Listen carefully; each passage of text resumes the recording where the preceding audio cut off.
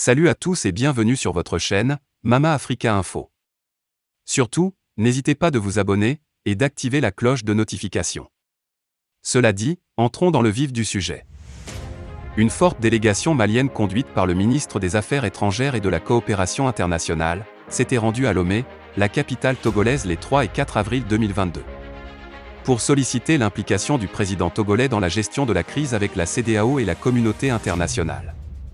Comme une sorte de réveil des organisations sous-régionales, l'Union économique et monétaire ouest-africaine, UEMOA, est également à pied d'œuvre à Abidjan dans la capitale économique de la Côte d'Ivoire pour trouver certainement faire son mea culpa dans le traitement du dossier malien. Cette rencontre est intervenue quelques jours après la visite d'une délégation malienne au Togo auprès du président Faure Gnassingbé, afin qu'il plaide la cause du Mali en jouant la méditation entre Assimi Goïta et les chefs d'État de la CEDEAO et de l'UEMOA. La question que l'on est en droit de se poser est celle de savoir si Faure est réellement capable de réussir cette médiation là où Goodluck Jonathan a échoué. Abdoulaye Diop, le ministre malien des Affaires étrangères et de la coopération internationale, Madame Dembélé Madina Sissoko, la ministre des Transports et des Infrastructures, le ministre de l'Économie et des Finances, Alouseni Sanou, ont effectué le jeudi dernier un voyage sur Lomé, au Togo pour prendre langue avec l'un des doyens des chefs d'État de la CEDEAO.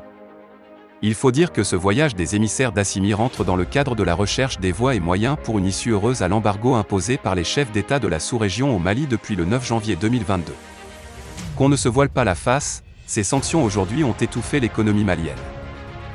En effet, pour les autorités de la transition, Faure pourrait être le « Messie » capable de mener les deux parties à un compromis.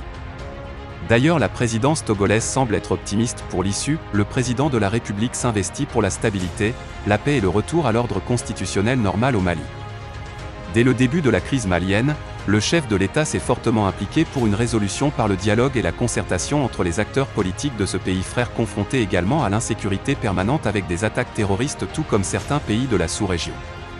Et d'ajouter que le président de la République est régulièrement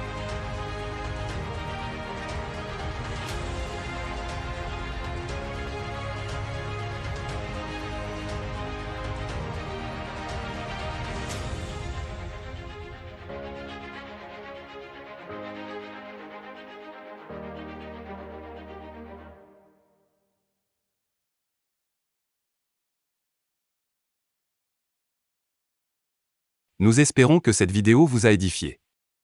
Restez fidèle à votre chaîne pour des nouvelles informations. Merci.